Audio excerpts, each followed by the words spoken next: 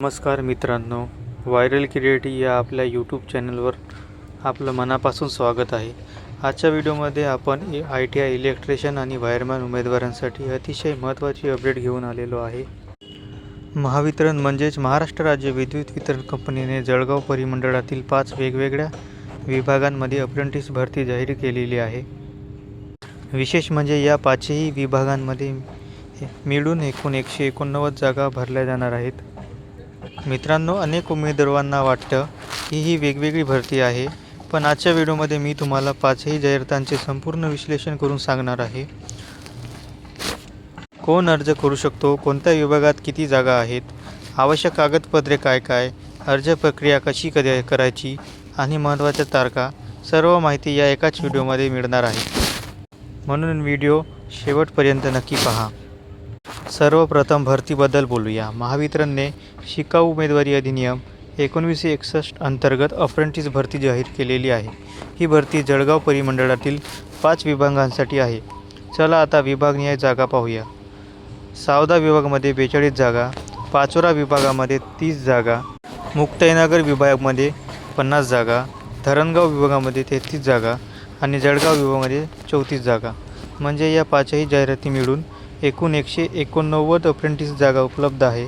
जर तुम्ही जळगाव जिल्ह्यातील पात्र उमेदवार असाल तर ही संधी नक्कीच सोडू नका। आता पात्रतेबद्दल सविस्तर जाणून घेऊया। उमेदवार 10वी उत्तीर्ण असणे आवश्यक आहे। त्यानंतर मान्यताप्राप्त ITI संस्थेतून इलेक्ट्रिशियन किंवा वायरमॅन ट्रेड पूर्ण केलेला असावा। जाहिरातीनुसार 2023, 2024 आणि 2025 या वर्षातील ITI उमेदवार अर्ज करू शकतात। आता गुणांबद्दल बोलूया। जर तुम्ही खुल्या प्रवर्गातील असाल तर किमान 65% गुण आवश्यक आहे आणि राखीव प्रवर्गातील उमेदवारांसाठी किमान 60% गुण आवश्यक आहे। त्यामुळे अर्ज करण्यापूर्वी तुमचे गुण तपासून घ्या। या भरतीसाठी उमेदवाराचे वय 18 ते 30 वर्षे आवश्यक आहे। तसेच SC आणि ST उमेदवारांना नियमानुसार 5 वर्षाची वयोमर्यादेत सवलत दिली जाईल। अनेक उमेदवार अर्ज करताना चूक करतात। सर्वप्रथम BTRI पोर्टलवर अप्रेंटिसशिप रजिस्टर करणे आवश्यक आहे। रजिस्ट्रेशन पूर्ण झाल्यानंतर त्यांची प्रिंट काढा। त्यानंतर जाहिरातीत नमूद केलेली सर्व कागदपत्रे स्वसाक्षरीत करून म्हणजेच साईन मारून संबंधित विभागीय कार्यालयात जमा करावी।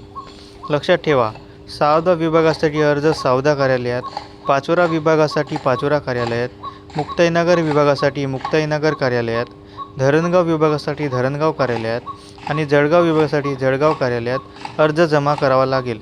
म्हणून चुकीच्या कार्यालयात अर्ज जमा करू नका। आता पाहूया कोणती कागदपत्रे लागणार आहेत।